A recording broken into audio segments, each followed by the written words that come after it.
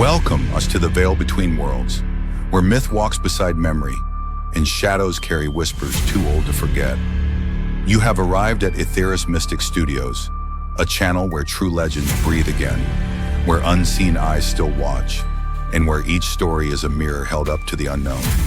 Tonight, we descend into the jungle mist to follow the scent of frangipani and the sound of a crying child into the dark cradle of Southeast Asia's most terrifying spirit. Before we continue, ensure your light is low, your surroundings silent, and your heart steady. And if this story chills your soul, like, share, and subscribe to Aetheris Mystic Studios. Your engagement fuels the dark and helps us summon more stories like this one. When you're ready, step beyond the veil into a legend whispered only when the night is still. In the heart of Southeast Asia, where ancient traditions intertwine with the modern world, tales of the supernatural persist. Among these, one stands out, a spirit both mournful and malevolent.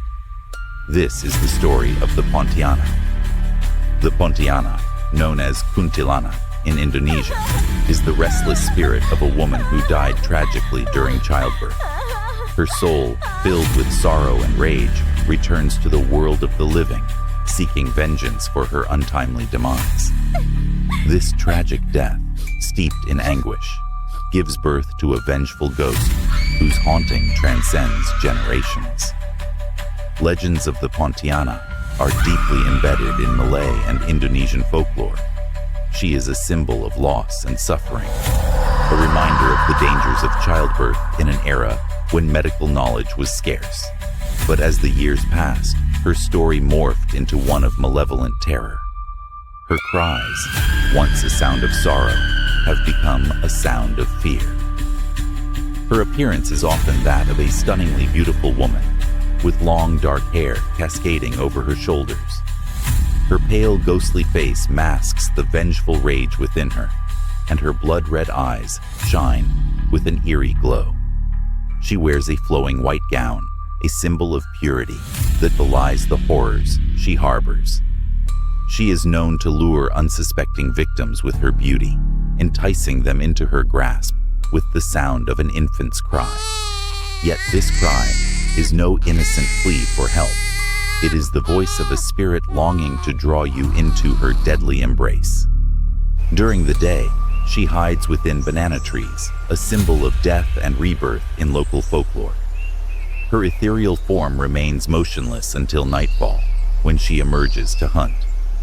Her presence fills the air with the scent of frangipani, a sweet smell that quickly turns sour, like death itself. Amir, a resident of a small Malaysian village, recalls a night that changed his life forever. It was a night like any other, until he found himself alone, deep in the village's outskirts, unaware that the Pontianak was near. The cries of a baby reached his ears, a sound that, in his innocence, seemed no more than a wail in the distance. But with each step, the air grew colder, and an unnatural stillness settled over the world. The scent of frangipani flowers surrounded him, thickening the atmosphere. At first, he felt a sense of wonder, but that feeling quickly turned to dread. And then, he saw her, a woman standing alone, her back turned to him. As Amir took a step closer, she slowly turned, revealing her face, a hollow, gaping mouth filled with sharp, jagged teeth, and eyes that glowed blood red. Amir froze in place, paralyzed by fear, as the Pontianak's chilling gaze pierced through him.